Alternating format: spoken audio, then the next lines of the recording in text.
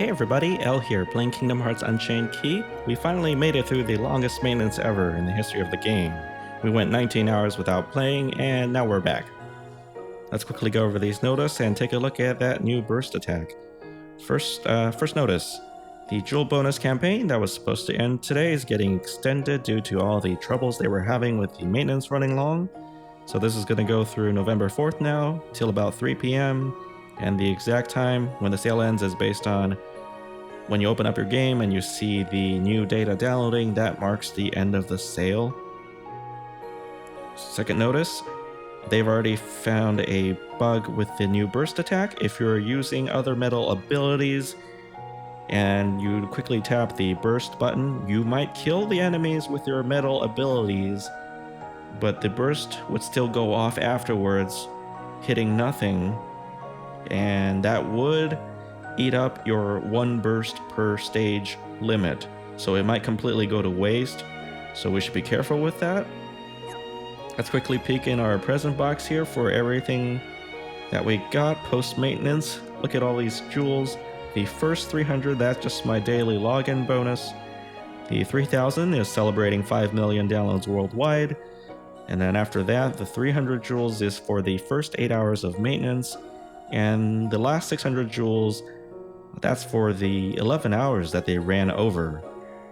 So you're getting 3,900 plus whatever your daily login bonus was. And now let's take a look at burst. We're gonna try it out against this quest number 500 Dark Side with our treasure trove. Let's see what happens. Okay, the new button is there on the right. We see that I have burst level 205. So this means it's not counting what I have equipped at all. This is counting everything that I've got in my inventory, probably. Okay, let's push the button. Let's see what happens. 34,300 damage.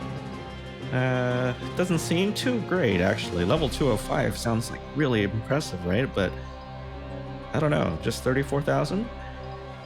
And it did come up white, so I think it is just neutral damage, even though I have all power metals on this treasure trove. I don't think the burst attack cares or has any color attached to it. Well, anyway, we'll back out.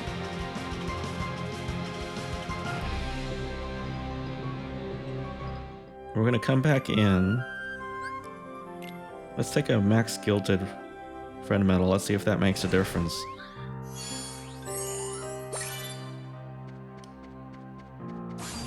Okay, we're still level 205, so the friend metal doesn't make a difference. Let's see if the Sebastian will, because he will buff our attack by 3 tiers, and then we'll push the button. That went by kind of fast, but I think I saw 50-something thousand, and I think the burst damage was improved after we did our buff with Sebastian. So we can milk it a little bit more. But probably not with our with colored buffs, with PFSM attack buffs. I don't think that's gonna matter because this is always gonna be neutral. Okay, let's take a look now in Coliseum, because the previous notice only mentioned quests and raids, and let's see if Coliseum counts as a quest.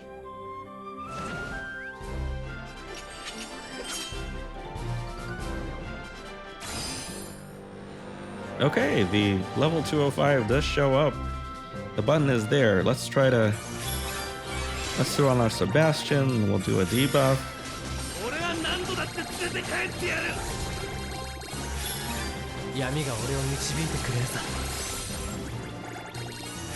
Maybe I'll use it on the next mob over there. We'll see if this is a single target or AoE.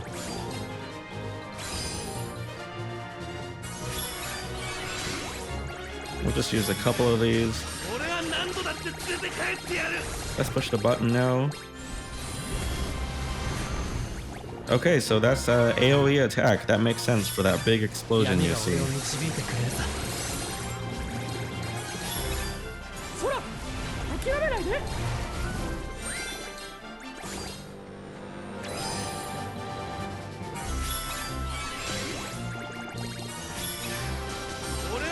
I'm gonna finish up this round of Coliseum since we're over halfway through anyway.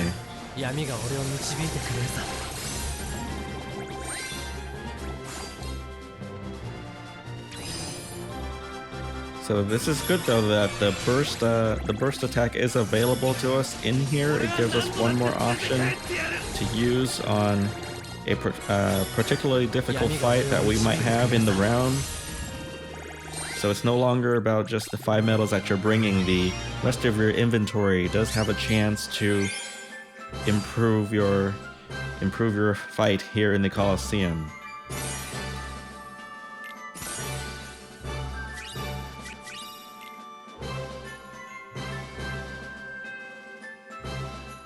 Okay, and we have a couple other things to look at here.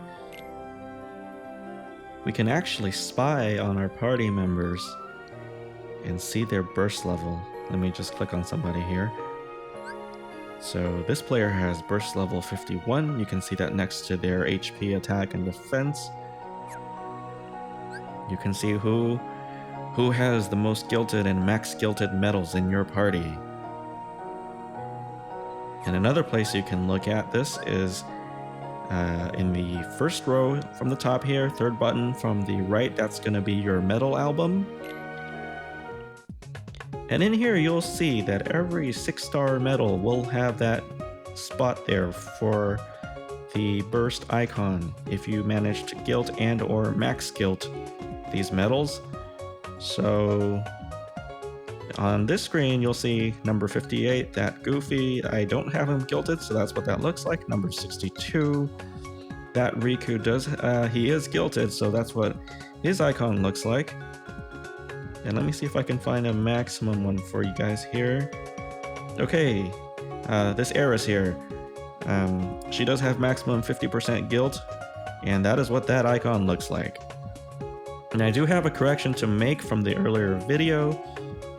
Looks like that achieving gilt will raise your burst level by 1, and achieving maximum gilt after that will raise your burst level by an additional 5. So if you do both, you can get up to 6 burst levels per 6-star medal. I'm not sure what happens if you go to sell one, but I don't think I want to find out. Maybe it's just part of album completion, and if you sell it, you might get to keep the burst, but I guess I'm not that daring. Well, maybe I'll try it on a farmable eventually, on a story medal. But this, the burst feature does give us some incentive to go back and gilt and try to maximum gilt every story farmable medal. Because a lot of us, I guess, we just haven't touched these because everything else is so great. So how many percent is that? You know, if we just look at the power medals, 1, 2, 3, 4, 5 story medals, and that's another potential 30 levels if we go to farm them and get them all to max skill, but that's going to take a lot of effort. So I guess if you have a lot of time on your hands, you can get to a really high burst level even just by using the story quest farmables. Anyway, that's going to be it for this video. That was your first look at the burst attack in the 1.4 update. Please like and subscribe if you've enjoyed watching, and I'll see you next time.